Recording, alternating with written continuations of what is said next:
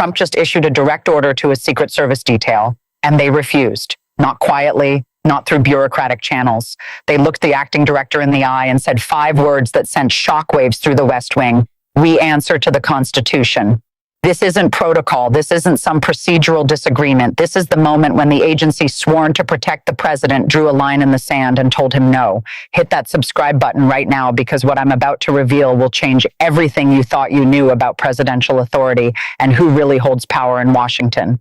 So what exactly did Trump order that made his own protective detail refuse? According to 3 sources inside the Secret Service who spoke to congressional investigators under condition of anonymity, the order came down on February 18th at approximately 2:47 p.m. during a heated confrontation in the Oval Office. Trump allegedly demanded that his Secret Service agents prevent specific members of Congress from entering a secure facility where classified documents related to ongoing investigations were being stored. These weren't just any members of Congress. These were chairmen of oversight committees with legal authority to access those exact documents. The order, according to a leaked memo obtained by the House Oversight Committee, explicitly instructed agents to physically block congressional access regardless of their security clearances or constitutional authority. Here's what makes this absolutely unprecedented. The Secret Service doesn't work for the president's political interests. They work for the Constitution. Their mandate under Title 18 of the U.S. Code is protection, not political enforcement. When Trump allegedly told his detail to prevent lawful congressional oversight, he wasn't just crossing a line. He was asking federal agents to violate their oath of office and obstruct Congress in the execution of its constitutional duties. And for the first time in modern history, those agents said no. Let's be crystal clear about what happened next. Within 90 minutes of that alleged order, acting Secret Service Director Ronald Rowe was summoned to the White House. Sources present in the West Wing that afternoon told investigators that voices could be heard through closed doors, with Trump allegedly shouting that he had absolute authority over his security detail and demanding immediate compliance. But Rowe, a 25-year veteran of the agency who served under 4 presidents, reportedly stood firm. According to testimony provided to the Senate Judiciary Committee on February 20th, Rowe told the president directly that Secret Service agents are federal law enforcement officers first and that no order would supersede their constitutional obligations. The confrontation lasted nearly 40 minutes before Trump allegedly dismissed Rowe from the Oval Office. Smash that like button if this is making sense so far, because it's about to get even more intense. Here's the part that should terrify everyone, regardless of political affiliation. This wasn't an isolated incident or a misunderstanding that got blown out of proportion. According to a 47-page report compiled by the Secret Service's Office of Integrity and reviewed by congressional investigators, this was the 3rd time in 6 weeks that Trump allegedly attempted to use his protective detail for purposes outside their statutory mandate. The first incident occurred on January 9th, when he reportedly asked agents to delay a federal judge's arrival at a courthouse where a hearing on executive privilege was scheduled. The second happened on January 28th, when sources say he requested agents prevent journalists with valid press credentials from accessing a White House briefing where uncomfortable questions about classified document handling were expected. But this February 18th order crossed a threshold that even his most loyal appointees couldn't ignore. Congressional access to classified materials isn't a courtesy. It's a constitutional right established under Article 1 and reinforced by decades of precedent dating back to the Church Committee investigations of the 1970s. When Trump allegedly ordered his Secret Service detail to physically obstruct that access, he wasn't just testing boundaries. He was attempting to use federal law enforcement to shut down constitutional checks and balances. And here's where it really gets serious. The Secret Service isn't some political appointment that serves at the pleasure of the president. These are career federal agents with law enforcement credentials who take an oath to support and defend the Constitution, not any individual office holder. According to former Secret Service Director Julia Pearson, who led the agency from 2013 to 2014, agents undergo extensive training on the legal limits of presidential authority, specifically to prepare them for moments when political pressure might conflict with constitutional duty. She told CNN on February 19th that the oath these agents take take isn't ceremonial. It's the foundation of their professional identity and the reason the agency has maintained credibility across administrations for more than a century. When multiple agents reportedly went to Acting Director Rowe after receiving Trump's alleged order, they weren't staging a rebellion or engaging in political resistance. They were following their training and upholding the law. A source familiar with the internal agency discussions told The Washington Post that at least 7 agents expressed concern to supervisors that complying with the order would constitute obstruction of Congress, a federal crime carrying potential prison time under 18 U.S.C. Section 1505. These agents recognized immediately that following an unlawful order wouldn't protect them legally just because it came from the president. Drop a comment right now if you saw this coming, because I read every single one. Now things get absolutely wild. On February 19th, less than 24 hours after the Oval Office confrontation, Acting Director Rowe did something extraordinary. He convened an emergency all-hands meeting at Secret Service headquarters in Washington, addressing more than 200 agents assigned to presidential protection details. According to 4 agents who attended the meeting and later provided statements to congressional investigators, Rowe made the agency's position unambiguous. He reportedly told the assembled agents that their loyalty is to the Constitution and the law, not to any individual they protect, and that any order conflicting with statutory duties or constitutional requirements must be refused regardless of who issues it. But here's the bombshell that hardly anyone is talking about. Rowe didn't just address his agents. He immediately notified congressional leadership of the incident through formal channels. On February 19th at 4:15 p.m., his office sent encrypted notifications to the House Oversight Committee, Senate Judiciary Committee, and the House Committee on Homeland Security, detailing the alleged order and the agency's refusal to comply.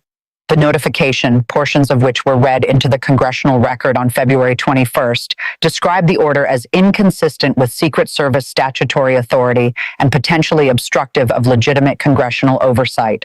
This move was calculated and deliberate. By notifying Congress directly, Rowe created a permanent record that couldn't be buried or dismissed as hearsay. He essentially forced congressional committees to investigate, knowing that once the information was official, there would be no walking it back. Legal experts immediately recognized the significance. Former federal prosecutor Glenn Kirshner told MSNBC on February 20th that Rowe's decision to notify Congress transformed this from an internal agency matter into a potential constitutional crisis requiring legislative response. Subscribe immediately if you haven't yet, because this content doesn't exist anywhere else. And the congressional response was swift and bipartisan in a way Washington hasn't seen in years. On February 20th, the House Oversight Committee announced it would hold emergency hearings on presidential interference with federal law enforcement. Chairman James Comer, a Republican from Kentucky, released a statement calling the allegations deeply troubling and stating that no president has authority to use protective details to obstruct congressional oversight. Meanwhile, Ranking Member Jamie Raskin said the incident represented a fundamental threat to separation of powers, but the real shock came from Senate Republicans.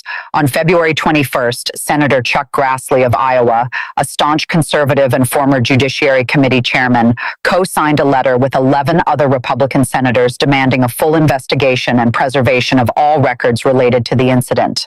The letter, obtained by Politico, stated that the Secret Service exists to protect the president's safety, not to serve as a personal security force for political purposes. When a senator who has defended Trump through multiple controversies breaks ranks over an issue like this, it signals something far more serious than typical partisan disagreement. Don't go anywhere, because the most explosive part is coming next.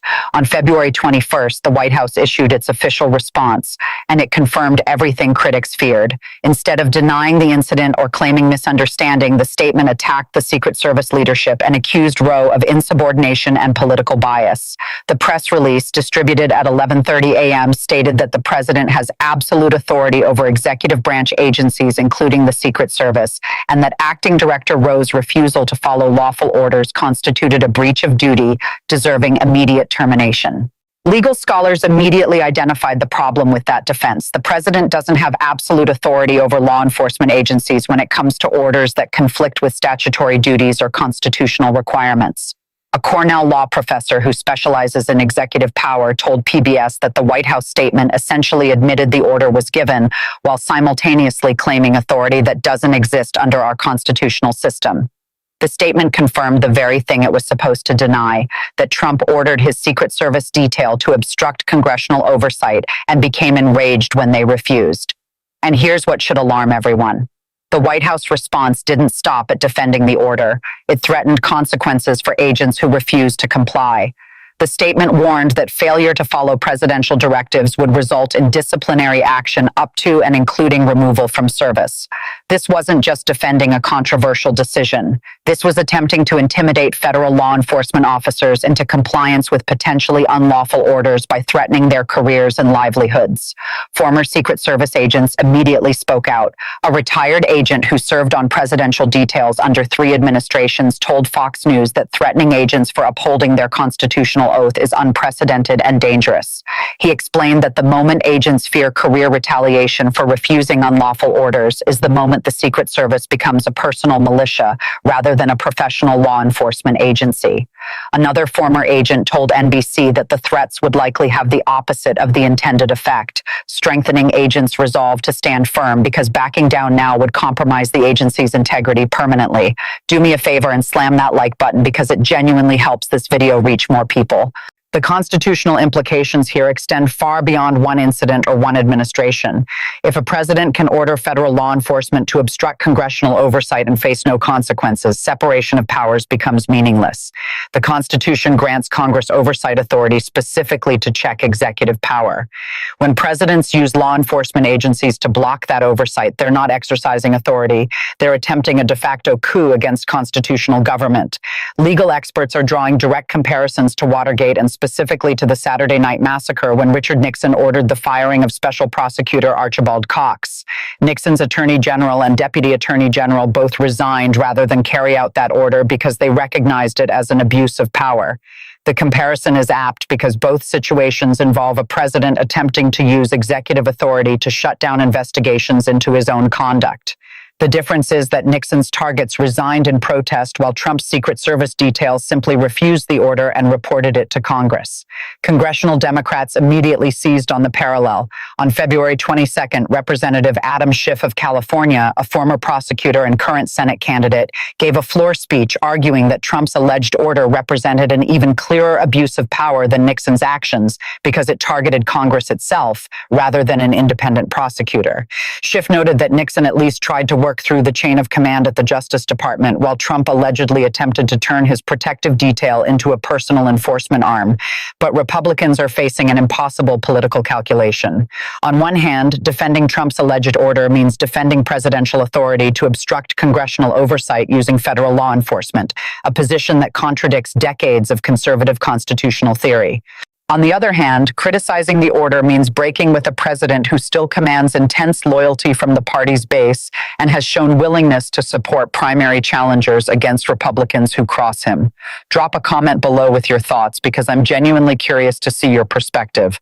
Some Republicans are trying to thread the needle by criticizing the order while defending Trump personally. Senator Lindsey Graham of South Carolina told reporters on February 22nd that while presidents should respect Secret Service independence, he believes Trump was simply frustrated with what he sees as unfair investigations and didn't intend to obstruct Congress. That explanation satisfied almost no one. Constitutional law experts pointed out that intent is irrelevant when it comes to obstruction. The order itself, if given, constitutes the violation regardless of underlying motivation.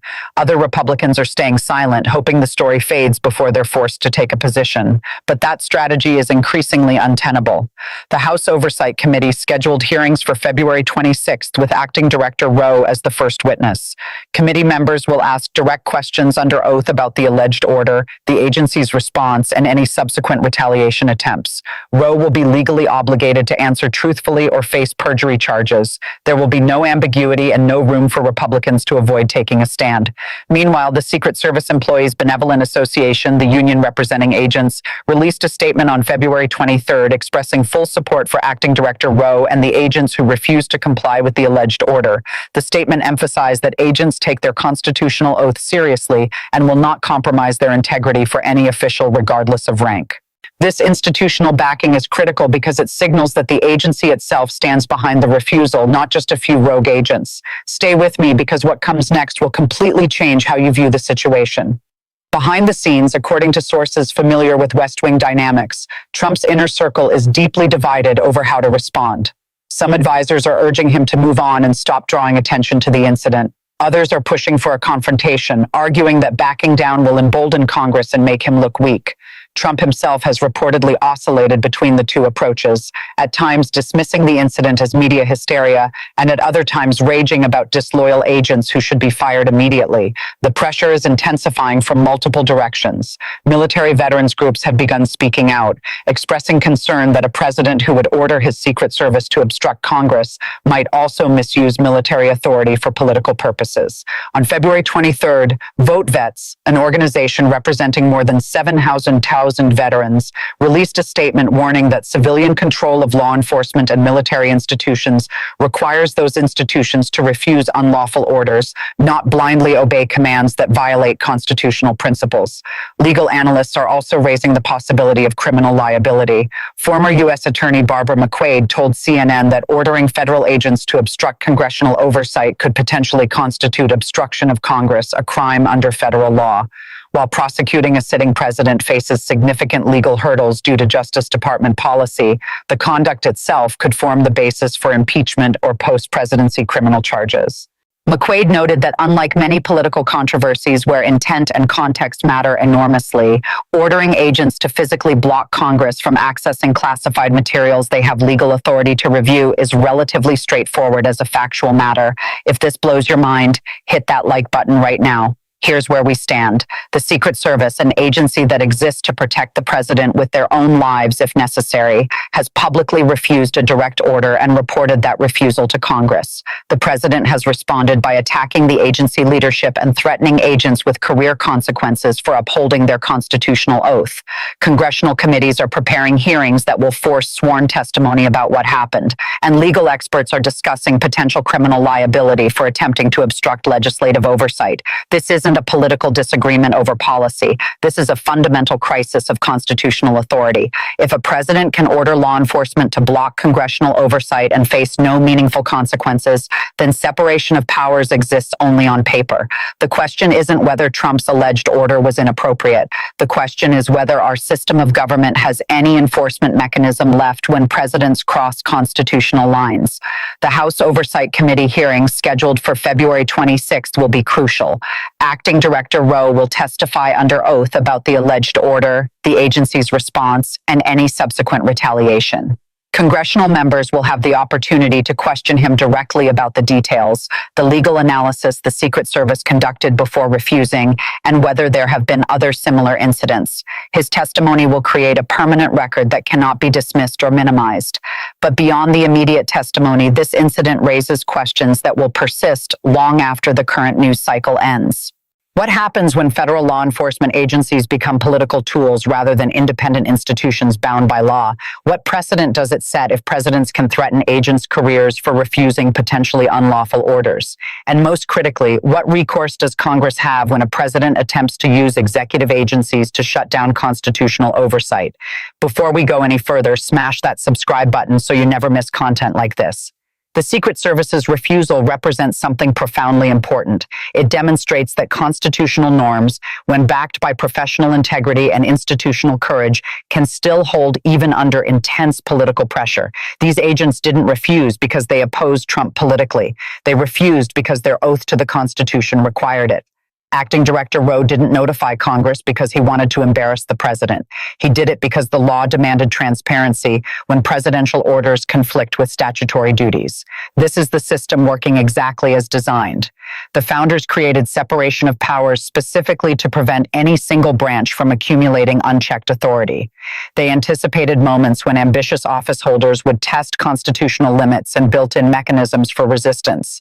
The Secret Service agents who refused Trump's alleged order and the acting director who reported it to Congress are those mechanisms in action. Here's what happens next and why it matters for every American, regardless of political affiliation. The February 26th hearings will establish facts under oath. Either Rowe will confirm the order was given and refused, creating an official record of presidential overreach, or he will deny key details, raising questions about why the agency notified Congress in the first place. There's no middle ground. Congressional testimony under oath forces clarity. If the testimony confirms the order, House committees will face pressure to act. That could mean censure resolutions, impeachment articles, or referrals to the Justice Department for criminal investigation.